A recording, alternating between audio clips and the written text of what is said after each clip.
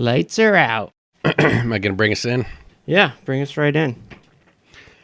Welcome to the Natty 19 podcast. This is Chuck. By now you know me as the voice behind the young Quincy Fallow.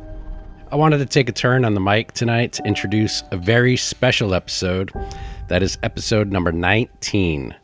One thing that makes this episode special is that we have a new house rule effective immediately, and the timing couldn't be better. This house rule was actually user submitted by Mike Wooski.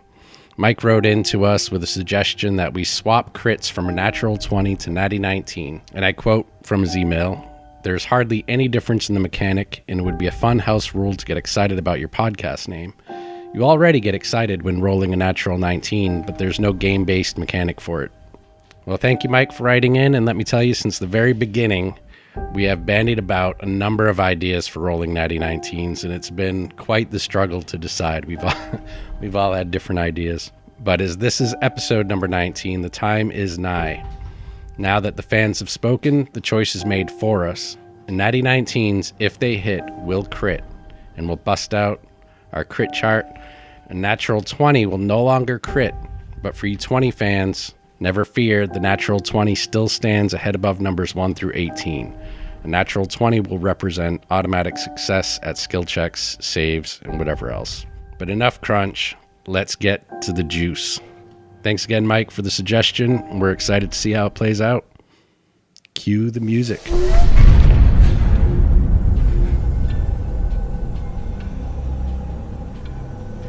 Just 19 days ago, off of the River Sachsenstadt, Camp Righteous sat firmly on the front line of the dark territory in the jungle that has come to be known as the Deadlands. Erected just months ago around a mysterious temple built by Chultans of ages past, the camp was placed to serve as a forward base for the Order of the Gauntlet while they dispatched expeditions into the thick surrounding jungles in hopes to root out the cause of this undead menace that had been spreading throughout the land of Chult in recent years. The massive ancient shrine looming over the camp is known by the locals as the House of the Crocodile. The few who have made the attempt to explore its depths never returned. For such reasons, all of the men and women stationed at the camp were ordered to man their posts, and never were they to enter the structure. Camp Righteous had fallen in recent days with little more than an unsigned message of dark origin, simply stating, "Camp Righteous belongs to the dead." The mysteries shrouding the ill-fated event would urge the Order of the Gauntlet to tally their losses and mourn them as heroes, whom willingly gave their lives fighting for the living. Though curiosity insists there must be more to this tale. There is always more to tell.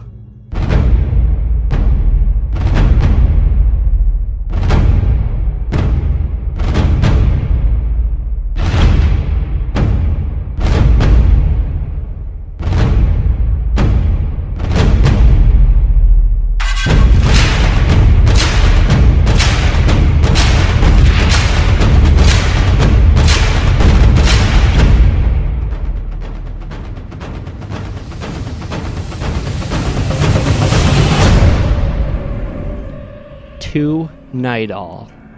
Kadarin, you've been watching the southern tree line for about 4 hours now, and apart from a few wandering corpses moaning their way in, nothing out of the usual has happened. Looking around at the camp running its quiet sundown routine, you take the opportunity to lean a bit against the stack of lumber near the shrine that the Templars are building, or at least taking their sweet time building. You swat a fly from your face and let loose a slight chuckle as your thoughts take you to Marianne. Those golden curls. There was always a spark of trouble in her eyes, but it was the right kind of trouble. Free-spirited lass she was. You wonder where in Faerun you'd both be had the illness not bested her. Sure as Torm's side it wouldn't be here. Your thoughts are interrupted by some commotion coming from the tents to the right of you, within the camp, maybe about 20 feet away. It appears as though a few of the men are giving a younger recruit a hard time. You hear the younger one say, "Come on, fellas. I lifted them off one of the walking corpses. I thought it'd be fine if I kept them." You know the young man is Timothy Kensworth. He arrived a couple weeks ago and has since had more than a hard time with some of the more grizzled soldiers. He's a bit green and can barely hold a blade steady, but his heart's in the right place. Would they hear me? Like, am I up in a tower? No. Okay, yeah, let me give you a brief description. This is an unfinished camp, essentially. It's unfortified. There's tents there. There's about 40 to 50 soldiers. There's no towers or fences or anything. There are supplies to build them, but you just haven't received the order. The orders haven't come down yet to put them together. You assume because up to this point you've been doing great. There's just been a few wandering corpses coming close to your perimeter, and you guys would just kind of waste them as they come in. It hasn't been an issue. So yeah, that's pretty much where you are. So you're on ground level, leaning up against a stack of supplies. Those supplies are actually intended for the Shrine of Torm that the Templars are assembling.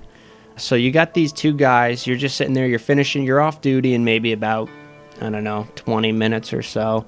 It's towards the end of your shift, and the two guys that you hear, you know them as Derns and Mott. And they were decent guys, but since you've been here, struggling in the jungle, since then they've started to become a lot more aggressive and almost in a bullyish manner. They've been kind of pushing their weight around the camp. They had been warned already by Commander Novak himself that if they don't cut the shit, he's going to exile them out of the camp into the jungle with no gear. And since then they've toned it down a bit. But, they still kind of push their weight around and just do it in secrecy. And these are the two guys that are giving Timothy Kensworth a hard time about apparently something he had found on one of the zombies. Kensworth, come here, lad. Let's see what you've got. All three of the men look over at you. Timothy starts to immediately walk towards you, and Derns and Mott hold their position, and they kind of stare at you. They're giving you the look. I'll stare right back. All right. I'll just hold it steady. Timothy approaches. Kadarin, what can I do for you? What's all the fuss about, lad? Oh, God, I found this pouch of gems on one of the bodies. I thought it'd be all right if I held on to them. But apparently Derns and Motts has other plans. Kind of looks over his shoulder. He's talking low so they can't hear him, and they're just kind of still hanging out by the tents, with their arms crossed, staring at you. Yep, I'll just keep looking at them while I'm speaking with Kensworth. You're one of them call out, "Everything all right, Timothy?" Pay them no heed, boy. I've seen many like them. They don't last long. I hope you're right. Care to see them? They might be worth something. He pulls them out. Yeah, I'll give him a polite cursory glance. Mostly I was just trying to get him away from them. No, they look like they'd be valuable to somebody. There's maybe about 5 gemstones that fell out of the pouch. So anyway, yeah. So that happens. You're keeping him busy then until your shift's over. Is that the plan? Yeah, and also keeping watch where I'm supposed to be keeping watch. Yep, you're actually watching the southern edge, the southern tree line, and it's been dark and boring. Like I said, other than a couple corpses wandering in. There's another guard maybe about 100 feet down the line from you. He's checking out the eastern tree line. Every now and again, one will be like right in the middle, and you kind of give each other glances like, is it me or you? Yeah, one of those. And then you just go out and handle it, stab it in the head, and it falls. And then in the morning, this happens just about every night. And then in the morning, depending on who draws the shortest straw, they go and take the corpses and they bring them into a pile deep out in the jungle. You see a figure come from the woods, and he's right in between your line and your buddy's line, 100 feet down. He's moving quickly, so if he grabs your attention. Once he gets a little closer, you recognize the man. He's a scout that was sent out probably about 6 days ago. His name is Haskin, Scout Haskin. He is a lieutenant. He does outrank you. Once I see that it's Lieutenant Haskin, I put the axe back in my back and relax a little bit. and pay attention to where he's coming. Yep, he's coming from the tree line, and he's moving in between you guys, and he gives you guys both a look, a quick salute, and a head nod, and he just onward. And you see him heading towards Commander Novak's tent. He looks winded, to say that. It looks as though he had been traveling at a fast pace all throughout the night, or all throughout the day. How have we been here? How long have we been here? What did I say? A couple months now in the camp. And during that time, is this kind of behavior normal? I mean, is there like news that comes in and out? Is there urgency, or are we kind of settled into a routine? You're definitely settled into a routine at this point. You know that Scout Haskin was sent out to gather intelligence on a rumor about I don't know if you would know that. Yeah, the rumor has it around camp that he had been sent out on a top secret mission involving the frogmen far to the north. You know that these frog people are very primitive and they're very tribal. There's not many of them, and they're normally very aggressive towards outsiders. So you always you were always told anyway that if you were to ever encounter them, to attack on sight, because that's the way it's been. There hasn't been all too many sightings of these guys, but you were warned that it could possibly happen. So yeah, he storms off and he heads right towards Commander Novak's tent. Outside of Commander Novak's tent, standing guard, a female tabaxi, 6 feather. You're standing guard waiting for your relief. You're tired, sore, hungry, and just all around uncomfortable. All you could think about is doffing this heavy armor as soon as you're relieved. You'd been there half a month and have slain countless walking corpses that had wandered into the camp. You feel no closer to ending this blight anytime soon. And it's not just you. The frustration and exhaustion has been slowly spreading through the camp like the poison that it is. And you often wonder, in secret, of course, how long that oath of Torm will prevail here in this camp, under the blanket of such darkness.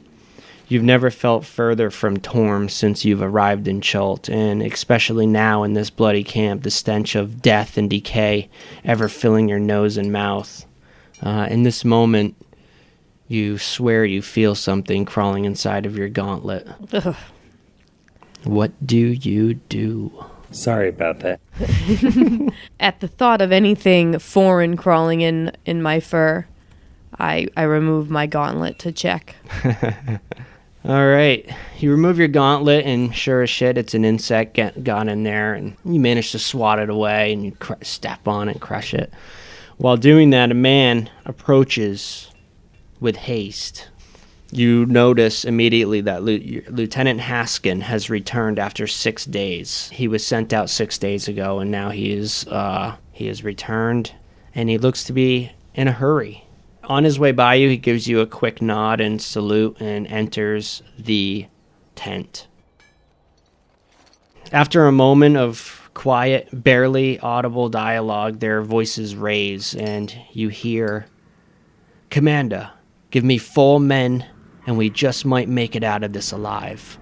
At this point, I see no other option than to abandon camp now and leave it to the dead. We must act on this if we are to save ground." And now your curiosity is piqued and you strain to listen. "Lower your voice, Lieutenant. The last thing this camp needs is fear and panic. Now, how are you so certain this Chultan witch can be trusted?" "Commander, with all due respect, it is not her faith in primitive gods, but her vast knowledge of the land and its inhabitants. I've been in close contact with her for many months, and she has proven her loyalty time and again." "How long before the enemy force is upon us, Haskin? And would you even make it back here in time of their arrival?" "Sir, my calculations say 6 days. And if all goes according to plan, yes, I do believe I can make it back. But we do need to move now and with haste, leaving armor and all things heavy behind. Shea Solar informs me that once the artifact is within our camp, no roaming dead can approach, and even the lesser of them may be eradicated by its magic altogether. It is our only hope to save the camp. Now, Wyatt and Zutuk. Zutuk. Zutuk. Head like a bag of spuds. Wyatt Helmuth, is it? Aye, lad, it's Helmute. Helmute? Aye, the Hammerhawk. Wyatt the Hammerhawk Helmute. Wyatt the Hammerhawk Helmute. Gold Dwarf. Helmute. And the half-orc Zutuk. You're both in your tent. You're off duty. You're playing a hand of cards.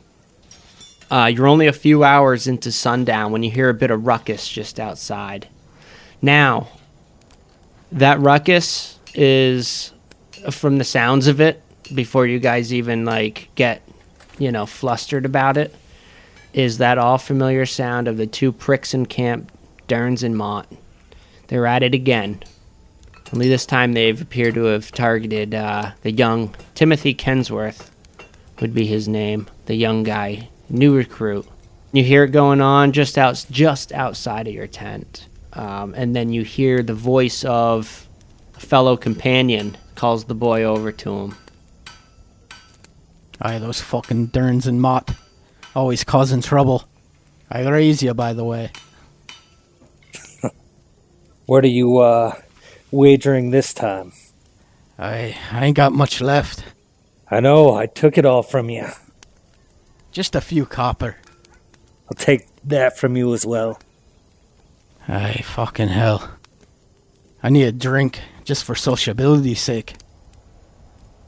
You know there is a cask of ale that you've been tapping into in the tent next door. You know the guy, and he'd given you the okay ever since you and your group had managed to thwart the plans of a saboteur who, in fact, sabotaged a crate of insect repellent amongst other minor supplies. And since then, while you guys did discover this plot and bring it to the attention of Commander Novak, and justice had already been served, you weren't able to gather as to why this recruit, this soldier of Torm, did such a thing. He seemed off in his mind. He seemed like he wasn't all there. But needless to say, since then, the ordeal has brought you guys a little closer to one another, only because of the reaction it had with the camp. Some people held you in high regards, others not so much. Others, whether it be out of envy or what, they felt that you were just doing your duty as expected of any soldier of the order. And since then, you've been getting the dirty looks and such. So you guys have kind of banded a little bit closer together to watch each other's backs. Because of the insect repellent shortage, you've also got a case of shivering sickness now beginning to sweep through the camp. One of the 3 command tents has already been switched over to an infirmary of sorts. And there's already about 6 soldiers in there with the shivering sickness. All right. Wyatt will throw down his 2 and 7 terrible hand and stand up from the table. Aye, you're hard work, you are, you half-orc. Let's get outside and get a breath of fresh air. Alright, you owe me that drink anyways. Alright, you guys exit the tent, and it almost startles the 2 bullies, but only briefly. And when they see you, they kind of scoff. Mutz, which is standing a little bit behind Derns, spits on the ground, turns around and starts to walk away towards the northern part of the camp where the other barracks are held. And then shortly after, Derns begins to follow. Like they spit towards us, like in our direction, or just on the ground by them? Just on the ground to the side of him, Okay. I'm already on probation. Can't get into a fight again. A half-orc and a dwarf walk into a bar. You do, in Walk fact... into somebody's tent? I was going to say, you do, in fact, the entrance to the other tent, now that they're gone, is now available to you. And you walk in there, and it's empty. Your buddy, I don't have his name. You can make one up. What's your buddy's name? My buddy's name? Yeah, with that has this cask. It's Barry. Barry. Yeah. Fair enough. Where's that drink you owe me? So Barry's probably on duty. He's probably guarding either the northern edge of the camp or something. But he said that you're welcome to it. I pop my head back out the tent. Do I see Kadarin? You do, yep. You do, in fact, see Kadarin. Now, Kadarin and Timothy, you guys... Kadarin, your relief shows up after a bit. And around the same time, you notice your half-orc and dwarven companions emerge from their tent, and it scared away the Motts and Derns as they had left the scene. I'll look at my relief and gesture to the woods, and I'll say, there are a few there to the south. Keep an eye on them. They give me the willies. Aye, I see them. And then I'll start moving toward my dwarven friend and the half-orc. Yeah, when I pop my head out the tent, aye, lord, Barry's gone. The place to ourselves. Am I off duty as well? Yeah, so now at this point, as you guys begin to coalesce in there, we'll go back to Six Feather. Now, Haskin leaves the tent, and you kind of shoot up, as if you weren't eavesdropping. And he begins to move through the camp as if he's looking for somebody.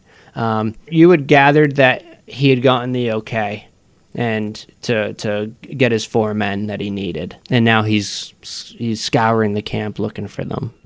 But yes, your relief comes shortly after that. And you do notice you're not too far. Let me show you on the map, give you a sense of where everybody is. So this tent, and once again, guys, we're going to post this map on the Tumblr. So you guys can get an idea of where all this is. So that is Commander Novak's tent, and you can see the Tabaxi, Six Feather, standing outside. And you guys are down here in this collection of 4 tents. Are those just like housing? Yep. Now, the main barracks is up here to the north. This is also a mess hall. The larger tent is a mess hall. And this is the main common barracks. Since you guys came through with that plot and delivered justice, you had been moved to your own area. And that's kind of where a lot of this animosity is coming from throughout the camp. You had been rewarded for doing something that you should have done anyway, just to give you an idea. So Haskin walked out, came down here, looked into this tent. He looked into the tent to the north west of where you guys are currently on the map. I'm explaining this for KY. And then he moves up to the northern edge of the camp. And now, Six Feather, you are relieved of your duty. You're free to go. Do as you will. Six Feather will head to the tents where she knows, I'm assuming often, that we gather. You guys all see Six Feather coming down. She must have just gotten relieved from her duty. But remember, before then you saw Scout Haskin exit the tent and come down right next to you guys, peek inside the tent, and quickly moved up to the northern barracks. Whose tent is that? The one that he poked his head into? It is a Templar by the name of Thomas. Thomas hails from Waterdeep. Doubting He's Thomas. a good guy. He's quiet. He is a devout follower of Torm. Has been since you known him. And you've known him since long before you've come to Chult. He's always been there when he was called upon. Is he older, younger? Yeah, he's older. He's on the verge of retiring probably in another 7 or 8 years. He's got another 7 or 8 years in him before he's already started to slow down considerably, but the order still needs him. Duty still calls. But he's also staying with a younger gentleman, Templar, who is apprenticing under Thomas. And his name is Hadrian. Found your names, huh? Yeah, I did. Okay, so now all of you are together in this moment, off duty. Getting drunk. Yes, Six is going to tell them all she knows about Haskin's arrival. It seems that he's been in cahoots with some witch, and there seems to be something on the horizon. Cahoots? Is that foul play? No, I don't believe foul play. I believe she informs him, and she seems to believe, and has Haskin convinced, that we will face a danger within the next 6 days. We are surrounded by danger. Yes, Six is going to be kind of taking what little pieces of armor she can have off and picking at her fur, cleaning it a bit. Ilos, you need a haircut. You think I'm vain, but really I'm just grateful to have it. Did you catch wind of the nature of this danger? I assume it lies with our enemy forces, the dead.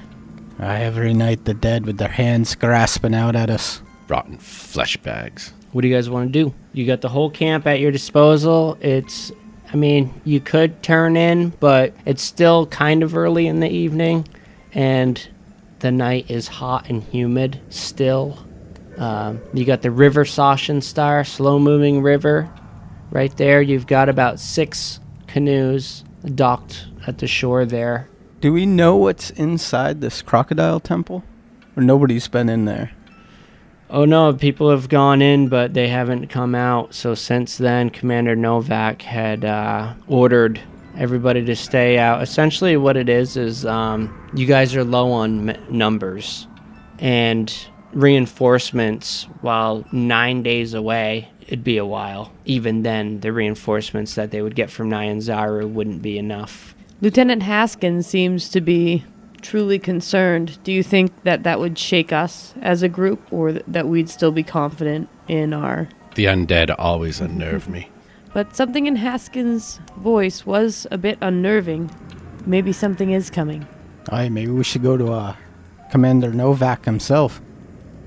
What about the barricades? The unfinished barricades? The barricades that... Yeah. So pretty much just to give you a little bit more insight, Commander Novak, you've been under his command for 2 months now, since you've been here in this camp. You haven't served under him prior. He seems like a decent guy. He served just as quick to the Saboteur, and he rewarded you guys for the investigation, for discovering the plot. So you're already in his favor to some degree, but there's still, orders are orders. There's still kind of like the structure is still there. Pecking order. Yeah. He just got this information. He won't have anything for us immediately anyway. Sure, he'll let us know what he wants us to do. Aye. We do what we always do. We wait, we fight, we keep these things at bay. But you say 6 days? Yes. Now you also know there's no way you're going to get those barricades built in 6 days. Yep. Around the camp. Fully anyway. I figured. Might be able to set up. Even knowing we wouldn't be able to finish them, maybe we would think perhaps it is time to start thinking about actually building Getting these some barricades up. Yeah. Yeah. Getting the camp motivated to do it. Is that our place? No, but technically you could do it. When you're off duty, you're off duty. You could do it on your own time. I'm sure nobody would. I don't believe we could do that without bringing on some heat from our superior, being that I overheard this and I probably wasn't supposed to. Well, barricades are there to be built, right? I would much rather be safe. I also do not trust everyone in this camp. We do have Mott and Derns among us. They're probably rifling through somebody's tent right now, Timothy says. I don't like those two. They really get my boat. It's hard enough fighting the darkness in this world without squabbling amongst our own brethren. Yes, I believe the darkness of this camp is creeping into the minds of our brothers and sisters. If I'm to be honest, it's getting to myself as well. What brought you to the Order of the Gauntlet, Timothy? Well, it's a long story, but in short, my wife and children, I needed a good job, and everything that I had tried in Waterdeep, I had just failed at. So I had joined up. I had met a recruiter, and here I am. I'm not an extremely religious man, but I find nothing wrong with the doctrines of Torm and Helm and such. Fight any dead before this?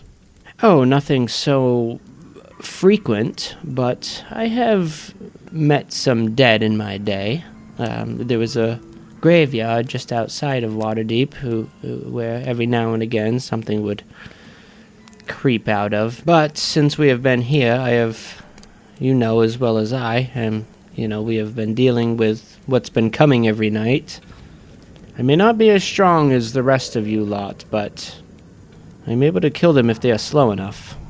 You know, the situation right now going on is pretty much that. The scout came into town, you guys finished up your shift. He is going around camp looking for... He's got a select group that he's trying to locate for this mission. And, what of you, half-orc? What brings you into the Camp Righteous, the darkest corners of the world? This is the only place that would accept me. You know, my kind isn't liked around the world. I can't find solace with the orcs, and most humans think I'm nothing more than an animal. Ah, yes, the old plight of the half-orc. I am familiar. When I was younger, I was sweet on a girl. Beautiful half-orc. Aye, lad, don't feel bad for him. Old Zootuck he's a tough half-orc. Zoot-tuck. Zootuck does not cry, so I cry for him.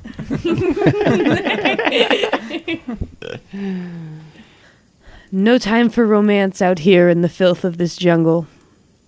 Oh, romance. I loved once when I was young. Timothy perks up, and he comes up close to you to sit down with his ear bent towards you. Ah, yes. His name was Misty River.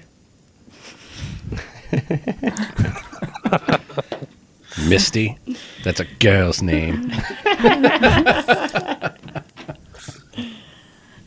I called him River. He was the lemon in my eye. What do you know of love, Kadarin? I've loved once, but... Aye, Kadarin, you look like you got something on your mind. These undead getting to you. They always get to me. You know, it's the reason I'm here, but at the same time... You see, I once thought being a soldier meant protecting people. And at times it felt all I did was butcher them. At least here we fight undeniable evil. These mockeries of the living. But I was cursed once by a devil at the Battle of Blood Oath Hill. And these dead, every time we face them, it's an opportunity for that curse to come to fruit. What does the curse entail? Timothy says, now moving closer to you. I have lost many brethren in battle. And at Blood Oath Hill, well, it is said that I will face my fallen brethren during my final days. The Battle of Blood Oath Hill, you were there? I was there. I was young. I was about your age. I have heard the stories. Not many made it out of there. Less than half a dozen of us. Timothy sips from his cup, kind of shakes off a chill. Every beating I'm fucking grateful for. Because when you get beat, you learn. Only losers don't learn. I learned a hard lesson that day. Let's not repeat it here. No, he'll shiver, and it's just even though the curse is the curse itself has to do with the undead. So the fact that he's at this camp in the middle of undead swarms is it could be any day. It could be any day that it comes to pass. And what about you, Six? You hail from foreign lands. Yes, from very far. I've seen many places and many cultures, many things, beautiful things, but I've also seen savage evils. I joined the Guard in hopes of preventing evils like the ones I had experienced, and it also offered me the opportunity to come here. My curiosity was piqued when I heard of Chult. In the distance, you hear moaning of a zombie getting close, and then the squish sound as a dagger is driven through its head. It's just off the southern wall. It sounds as if one of them, the one that you had pointed out to your relief, it had indeed wandered close to the line. As soon as Kadarin hears the moan, he just sets his hand on a throwing axe that's on the bandolier across his chest. But then when he hears the squish and the body fall, he kind of relaxes a little bit. He definitely looks on edge every time the undead moan around him or that people talk about the undead. And what about you, Wyatt? I know you like to drink and gamble, but what brings you to the Order of the Gauntlet? Aye, lad, I've been in the Gauntlet for 25 plus years now. Come on, everybody around here knows Wyatt the Hammerhawk Helmute. And my righteous right hook. This camp was practically named after it. Oh, yeah, absolutely. That's all everybody ever talks about around here. But they don't talk about your history and how you decided to join up with the Order. Oh, please do not humor him, Timmy. Well, I'm serious. Well, I'm a follower of Torm. He makes sense to me. I was a young lad and just wanted to see the world, you know? Earthhome only offers so much. It's a romantic tale. Aye, 'tis. He holds up his mug. Doesn't have anything in it. He's like, goes to toast you, and he realizes his mug is empty, and he's like, "Do you mind if I tap the keg as well?" I don't mind, lad. I don't think Barry will either. I'll only take a little.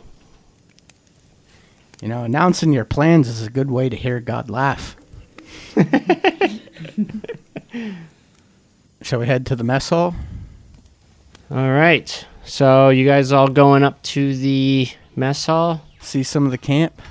They're always serving. There's shifts. There's day shifts, night shifts. There's always somebody awake and serving fellow. I mean, you are rationing, so it's not going to be huge portions, but you can at least get your fill. It's been a bit.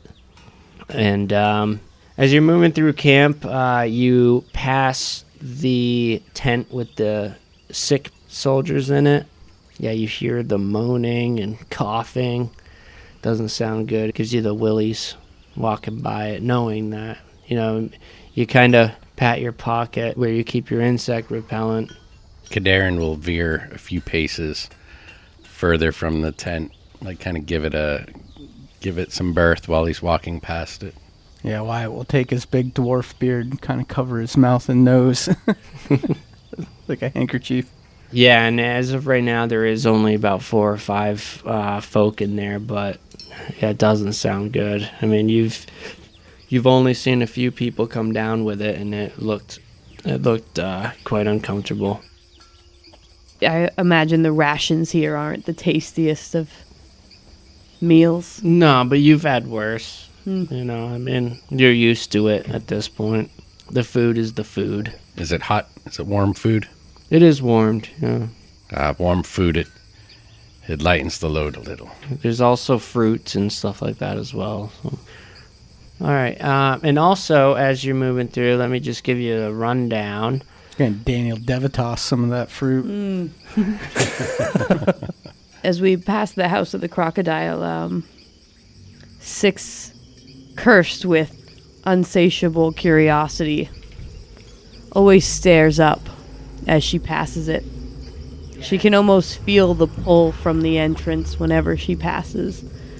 On your way by, you look into the dark depths. Even with your vision, you can't see beyond the thick cobwebs that have reformed. It had been that long since anybody has made the attempt to go in there.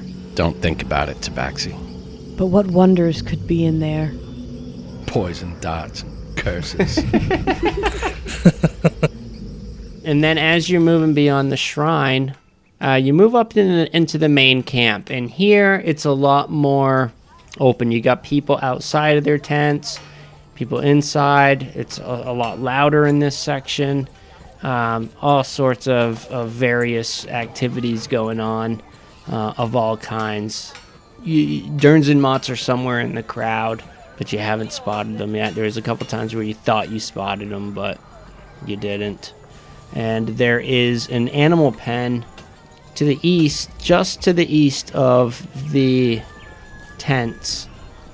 But there's no longer any animals there. They had long been butchered. Is Derns and Mott's widely considered to be sort of troublemakers and bullies, or do they have their own little following? Like, is the camp divided in that kind of way? It's not really. I wouldn't call it divided, but there are people that are agreeing with them because they are kind of getting political about it. About your situation. So they want to leave. So they're kind of mustering a bit of a ruckus. What is their stance? They're just miserable. Okay. They haven't necessarily voiced that they want to leave or desert or anything like that, but they're constantly bitching about the conditions of the camp, and that they're always just spreading negativity throughout the men. We're just the scapegoats. They just need something to complain about.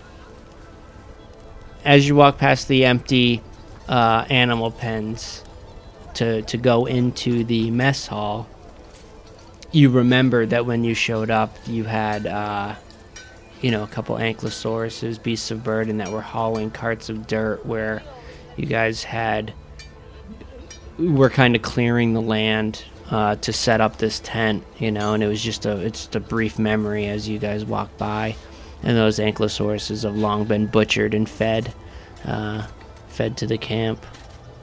And then you walk into the mess hall, and so on and so forth. Kadarin will just fill his belly, and he'll try to keep a low profile. He never asked to be rewarded in the way that we were. He'll just do what he's supposed to do. He'll say some, so he'll give some nods and say some hellos and eat his food. And but he's sticking to your routine. Yeah, Six will do the same. Sit down with. I assume we'll sit together. She'll sit down with. Okay. Same with you guys. Sticking to your routine. Not gonna plant any seeds. I'm sure Wyatt's probably greeting people though. They knows. Yeah. Yes. Before the order, Six spent a lot of time alone, especially during her training in the mountains. So when she found you guys as a group, she's definitely become attached to a group of people for really the first time since her clan. Mm-hmm. Yes, I will sit with the group as well. I'm going to boast to Helmuth. Helmute. I got 34 for the day. How many did you get? 34. I got 56. What the fucking hell are we talking about? Have you guys been looking for the undead to kill? that both liars. If we seen those numbers, we'd be on high alert. Yes. You two are like the boy who cried dog. During dinner, Six is going to mention, because she did not previously mention, Haskin spoke of gathering 4 volunteers for some sort of journey. I'm not sure if into the jungle or back for supplies. Did he make clear what the volunteers would be for, or what the crew would be for? Yeah, to lead him to obtain an artifact. That was supposedly, once he brings this magical artifact back in a camp. Yeah, there was more important shit I was supposed to tell you guys. So, he's gathering people to lead him to an artifact that the witch told him of that would supposedly defend us against the undead. I bet he's gonna pick guests to do it. I saw him go to the Templar's tent, which I thought odd. He's an older man. He is no spring pigeon. What do you mean by that? The Templar Thomas. Right, but what does that mean? Oh, Templar Thomas is an older man. Mm-hmm. I was Thomas and Hayden. What kind of tent are the Templars running over there? No, I don't see. the same as you'd expect. I don't think he found them. Well, He stuck his head in. Are you talking about because he was in a hurry and they needed to move quickly, Yeah. and he went to the old man? Yes, she found it odd that he went to an older man to lead him through dangerous. But the older man also had a younger apprentice. Remember, Oh yeah, Haskin. Hadrian. No, Hadrian. So that's what you. Yeah, you just wanted to talk about the artifact and the party that's leaving because that was important, and I didn't mention it to you guys earlier. Would have been nice to get away from camp for a few days, break up the monotony. But to gain more attention, to be perceived as having more special favor, I'm glad that isn't so. Or even to deal with the frog people. I've heard they aren't pleasant. As you guys are eating, the night carries on, begins to get late, and you make your way back to your routines. 4 days come and go, and the camp continues to degrade little by little. The shivering sickness moves even further throughout the camp, sending 6 more men and women to the infirmary to be tended by the Templars. As the sick rise in numbers, your lot had been forced to the main barracks on the northern edge of the camp, and the Templars are doing what they can, but even they are lacking in solid rest, and it's beginning to show. By now, word of a possible attack had already begun to make its way around, and it could have been your dinner conversation. Oops. Most and of that never happened. Most of your brothers and sisters in arms gained a renewed vigor at the thought, whether it be imbued by their oath or out of sheer boredom. Some, however, began to cave under the thought of dying beneath the death curse. That night, as the camp is settling in for rest, Timothy Kensworth pokes his head into your tent. "Hail, friends, may I come in for a bit?" Timothy is he's already starting to show a bit symptoms of he's sweating, he's sweating and shivering at the same time, just slightly, he's starting to creep in. Even you guys, your insect repellent had already ran out a day ago. It's only a matter of time. Ugh. And this is is this only transmitted by insects, or can we? I think it's just insects, but as you say that, you swat a fucking insect off. And just in case, we'll hold the cloth up to the face, just like. Yeah, my beard. Yeah, there's probably Hammer there is probably other illness too going around as well in these conditions, Constitution saving throws? No, I mean, you guys are soldiers, you're trained for this kind of rigorous routine, but it is starting to fucking show big time throughout the camp. What's on your mind, Kensworth? It kind of creeps in stiff. He finds a seat on a cot. Y'all get any more of that insect repellent? He says, "I come to you for advice. My friends, I have nobody else to go to." And he sees clutching his bag of gems. He says, I fear my decision was ill-placed to come here. And please do not take this the wrong way or one way or another. I am merely here seeking advice. But I am truly thinking of deserting and fleeing up the Sarschenstadt to Port Nyanzara. If you run with your tail between your legs, you'll die a coward. If you stand here at your post, you'll be remembered as a hero. And who knows, it might even make you one. What's of the death curse, though? If we die here, who knows what will happen? Do you even know if you will return to Torm's side in the event of death? But what life will you have after you desert? You will live like a criminal on the sheep?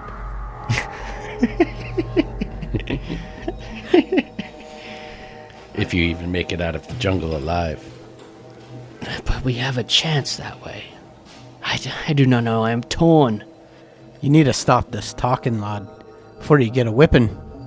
He goes to bring his hand up to his face to, put it up against his head. You see a tear come down his face, and he's like, I did not expect to die of this illness. What kind of hero's death is that, shivering in a cot? We've got reinforcements on the way. They'll have insect repellent for us. We'll get you right. Don't lie to the boy. We know that something's coming, and it's only 2 days from now. We do still have the hope of that artifact arriving before that coming. Yes, the artifact. This magical artifact. Let us hope. And he gets up. He says, "Thank you, friends. I did not mean to discourage you any more than you must already be. It has just been hard here. I will stay with you to the end. I swear to Tom." Then we count ourselves fortunate. He clutches his short sword at his side. He also has a long sword slung over his back where most men would hold a great sword. He says, "I will be here." He coughs a bit. The tent flap closes as he leaves. In that condition, he's about as useful as tits to a bull. Half the damn camp's like that. A bull does not have tits. That's right. Fucking tabaxi. Every blade counts. I speak the truth.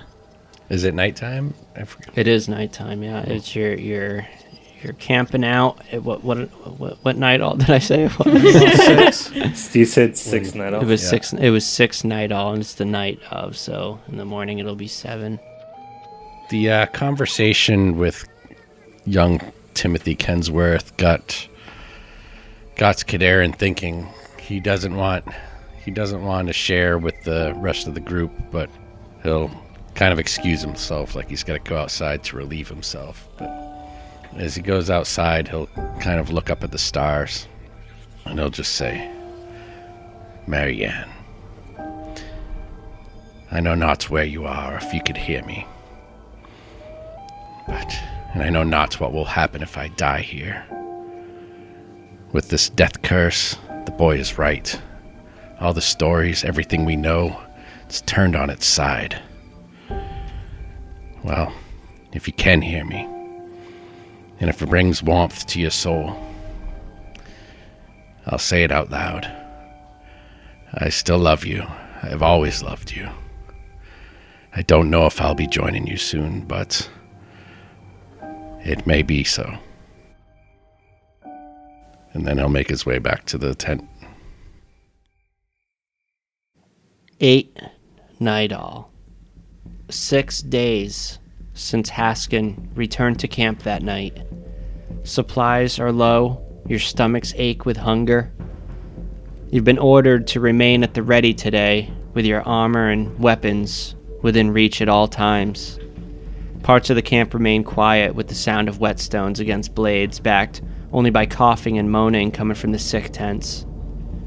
Even the usual sounds of birds and other jungle critters remain still, but not the insects. The sound of insects, if anything, have gotten louder, if only to remind you that they will be there to lay claim to those who survived the restless dead. It's morning. Kadarin would like to, as per his morning ritual, make his way to the unfinished Shrine of Torm. He does this every morning, though this morning he feels more urgency in doing it. He kneels before the single white statue of a lion, and he plants the butt of his axe handle on the ground, holds it upright with both hands, and he lowers his head, his eyes fixed upon the feet of the statue.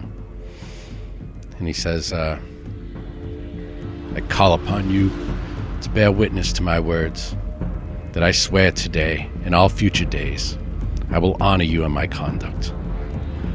Arthur de Murtul, Marcus Weaver, Taryn Mills, Allison Shepard, Redley Watts, Henry Lambert, Nils Mason, Phalites Windsong, Jacob Payne, Ingrid Longsmith, Irving Applebottom, Jace Hutchins, Mark St. George, Joan Pierce, Alexander Givens, and Badger, whose proper name I never knew. And with that, he stands and just re-enters the camp. That wasn't funny. He was having a moment. Did anyone else want to do anything throughout this day? No, Wyatt would just be patrolling through the camp, sizing up our defenses, which doesn't look like much. No, The it doesn't look barracks like get much. I built, mean, there's or- some carts of straw and shit that haven't been moved because you ate the ankylosaurus that you were using to cart shit around, but... And how many men are we short now that are sick? Oh, you're down to about maybe 35, 40 able bodies from 50, from a solid 50. Yeah, he'd be looking at the boats thinking, ah, fuck. I'm built like an ironwood barrel filled with bricks. Thinking about deserting. I know, right? Anyway, I guess with that thought, maybe he would go to the shrine himself and pray and repent. Let's hear a good prayer. Aye, Torm. Hear me now. Or go fuck yourself.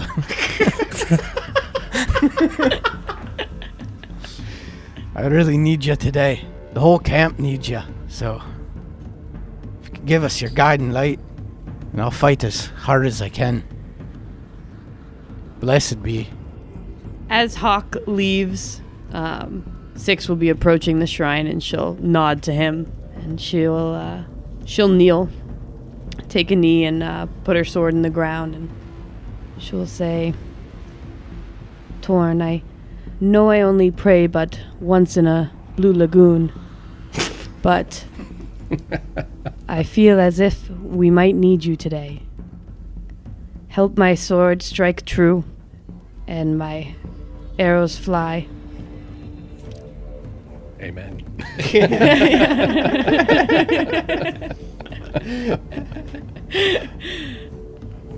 Does the half-orc come up to the shrine? No, he doesn't worship that guy.